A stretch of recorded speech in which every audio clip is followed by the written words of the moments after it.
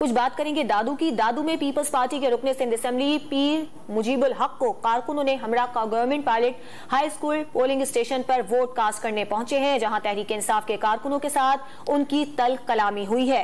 MPa को polling station में दाखिल होने से रोक दिया गया। इस बारे में मजीद तफसील जानेंगे डॉन न्यूज के नुमाइंदे कुर्बान खुश्क से। जी कुर्बान, एमपीए ने अब तक वोट कास्ट किया या नहीं, क्या है वहां पर?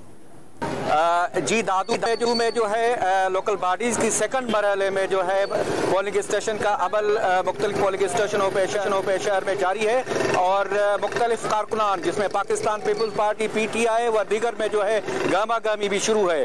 अब यहाँ पे हाई स्कूल पोलिंग स्टेशन पर PTI और जो है पीपल्स पार्टी के कारकुनों के दरमियान एक तल्ख कलामी हुई है। पीपल्स पार्टी के MP अपने कारकुनान के साथ यहाँ पे इस पोलिंग स्टेशन में जाने की कोशिश की, जिसपे सरदार आशिक अली ज़हूर ने उसको रोक दिया और अकेले जाने दिया। हम यहाँ पे कोशिश करते हैं पाकिस्तान पीपल्स पार्टी के मुंतखब नुमाइंदे पीर मुजीबुल हक से बात करने की और सरदार आशिक अली ज़हूर से कि क्या सूरत हाल है यहाँ पे। यहाँ तो आपको पता ही है कि 15 साल से माफिया बैठी हुई है, उनकी यही है कि दांधली करके हम जीते। अभी एक पायलट स्कूल का वाक़या है, जब मैं गया तो MPA साहब खुद तो गए, लेकिन 5-7 तो उसके साथ पुलिस के गनमैन और जाती लोग 20-25 के ग्रुप के साथ अंदर जा रहे थे। मैंने कहा कि आप MPA आपका अलो नहीं है, कहते मैं वोट कास्ट करने जा रहा हूँ। मैंने कहा 20-25 बंदों के साथ वोट एक बंदे के साथ होता है, आप जाओ वोट कास्ट करके आओ, ये सारे हटाओ। मेरी इस सिलसिले में बात हुई है MPA दादू पीर मुजीबुल हक से।